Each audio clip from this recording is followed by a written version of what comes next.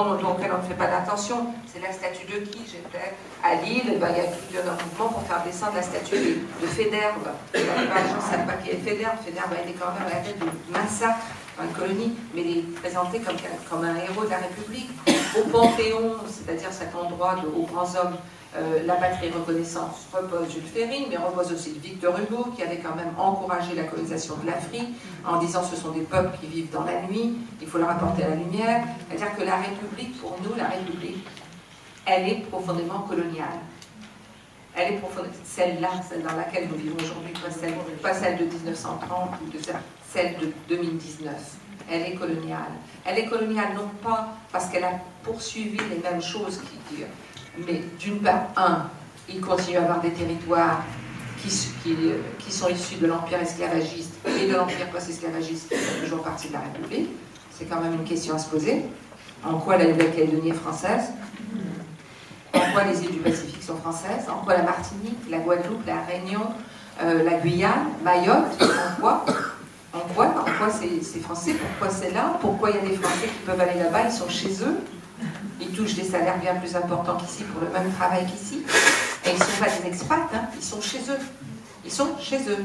Mais en quoi ils sont chez eux? C'est-à-dire ils ne connaissent pas la langue de ces pays, ils ne s'y intéressent pas, ils ne s'intéressent pas à quelle est l'histoire, quelles sont les mémoires. Ils arrivent, et en général, ils occupent tout de suite des postes de direction. Est-ce que ce n'est pas une relation coloniale? Toujours. Donc déjà, il y a ça.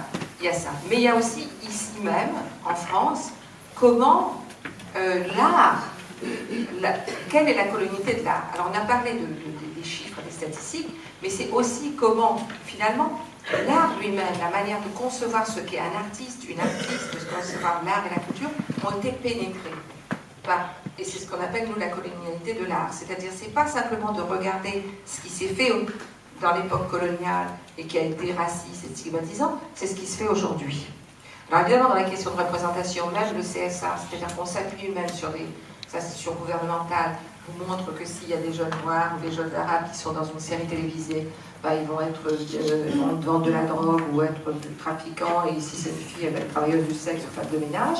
Mais même les actrices qui ont publié Noir des femmes au métier, dont certaines comme Aïssa Maïga ou Firmin Richard sont quand même des actrices établies, vous disent qu'on continue à leur offrir des rôles qui sont d'assignation, c'est-à-dire qu'on leur demande de faire l'accent. On ne sait pas ce que c'est que cet accent, mais il y a un accent qu'il faut avoir. Sabine Agora, qui est une des signataires, disait qu'elle jouait dans une série, on lui dit « Ah tiens, on a besoin d'une travailleuse du sexe demain. Tu en connais pas une ?» Comme si elle allait automatiquement en connaître. Donc ça, mais ça c'est les questions, mais plus profondément, c'est comment l'histoire de l'art est transmise, comment l'histoire du théâtre est transmise, quelles sont les pièces qui sont valorisées, quelle est la manière de faire qui est valorisée, quelles sont les temporalités, les spatialisations qui sont valorisées, que ce soit dans la musique. Pourquoi, qu'est-ce qui se fait à la Philharmonie? Qu'est-ce qui se joue à la Philharmonie? Quelle est la formation? Dans les écoles de danse, qu'est-ce qui se passe à l'opéra? Qu'est-ce qui se passe dans ce qui fait la culture et dans ce qui est diffusé comme la culture? Et pourquoi, malgré quand même des changements, depuis 20 ans, 30 ans, on le sait, puisqu'on est dans un lieu et qu'on peut parler de cette question-là aujourd'hui, et que peut-être il y a 20 ans, on n'aurait pas eu cette discussion, malgré cela, il y a quelque chose qui continue à coincer. Et c'est ça la colonialité. Quand vous disiez, il faudrait qu'ils nous reconnaissent, mais pour qu'ils nous reconnaissent, il faut qu'ils perdent leurs privilèges. Il faut qu'ils renoncent. Et personne ne renonce volontairement à ses privilèges. Personne ne renonce volontairement à ses privilèges. Il va falloir. C'est difficile, hein, pour nous. Exactement. Donc, non, c'est pas. Non, c'est pas. Ils vont pas nous comprendre parce qu'ils peuvent. Si vous avez des privilèges. Je peux les comprendre. J'ai cette intelligence-là de penser au-dessus de moi. Donc, alors peut-être que moi je n'ai pas, peut-être d'accord. Moi je rappelle, je veux dire, plutôt ce que je vois, c'est qu'ils sont accrochés à des privilèges qui sont des privilèges pas seulement matériels, qui sont des privilèges narcissiques, des privilèges de statut, de position dans le monde, d'être quand même plus. Mais pas seulement de pouvoir au sens matériel du terme, mais vraiment de statut. Puisqu'on voit même des personnes qui n'ont pas grand-chose se vanter d'être blancs. Parce que ça, c'est quand même au dernier du dernier, ça sera quand même quelque chose de plus. Donc, pour moi, si vous voulez, la question, c'est que c'est pas qu'un jour ils vont nous regarder qui vont nous admettre, parce qu'ils ne peuvent pas. C'est-à-dire que pour moi, la décolonialisation des arts, c'est le renversement de tout un système. C'est pas simplement que sur scène, il y ait une foule plus diverse, ou sur l'écran du cinéma, ou j'en sais trop rien où, enfin dans le monde des arts et de la culture. Ça va être beaucoup plus profondément la décolonisation des arts. Les arts, c'est la décolonisation de la société.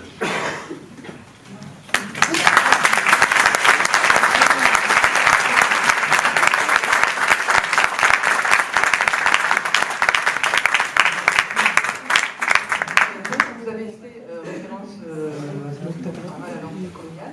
Vous voyagez beaucoup. Est-ce qu'on retrouve les mêmes, je dirais, ressorts de colonisation au niveau de l'art, je parle, dans les autres pays, dans certains pays qui ont eu eux aussi des empires coloniaux, peut-être pas de la même façon? Toutes les sociétés occidentalisées, toutes les sociétés dites blanches, blanchiment, sont comme ça. Le Brésil, la caste blanche, elle est comme ça. Les États-Unis, c'est pareil. Il n'y a pas besoin d'avoir nécessairement un empire. Bon, il y a des pays avec empire, bon, les États-Unis ont un empire. Mais même, par exemple, l'Allemagne qui a eu un tout petit empire, enfin pas très grand, pas aussi grand que l'Angleterre et la France, l'Italie qui a eu un petit empire, ben c'est pareil. Mais vous allez dans des pays qui n'ont pas eu d'empire et n'ont pas eu de colonie, l'idée de la suprématie blanche, elle y est. L'idée de la suprématie blanche, elle existe dans des pays qui n'ont pas été des pays qui ont eu des colonies.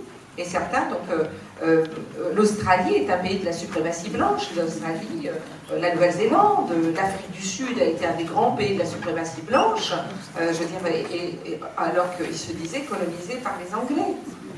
Donc la question, si vous voulez, de cette organisation du monde qui va prendre des siècles à se consolider, tout ça, va reposer sur une division qui va se faire entre une humanité qui est pleinement humaine, et une humanité qui n'est pas pleinement humaine, et qui donc va être observée de manière, voilà tout ce qui les différencie de la pleine humanité.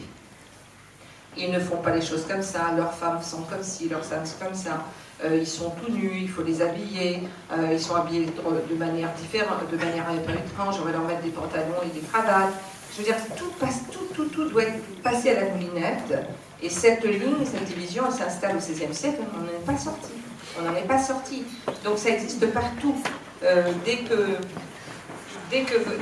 oui, et les grands mouvements, le grand mouvement de migration européenne qui s'opère au milieu du XIXe siècle, qui va durer jusqu'à pratiquement au milieu du XXe, et qui va faire l'Afrique du Sud, l'Australie, la Nouvelle-Zélande, l'Argentine, le Chili, les États-Unis, le Canada, c'est comme 60 millions d'Européens qui vont faire des pays de l'homme blanc.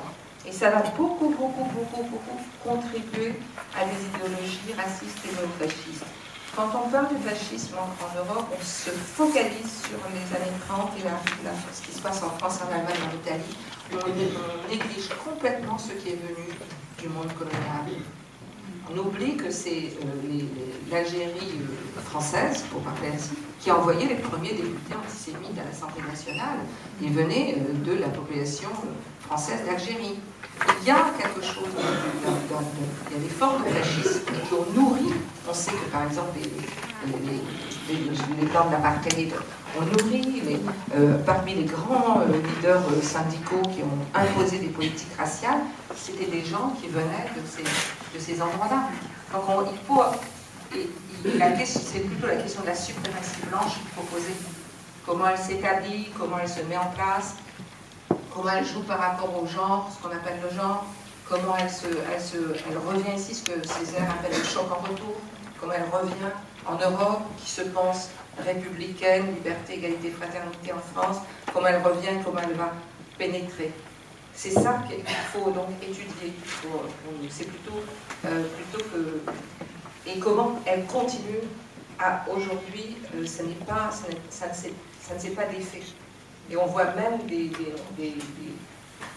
retours beaucoup plus durs encore aujourd'hui. On le voit à travers le monde, et on ne le voit pas seulement en Europe.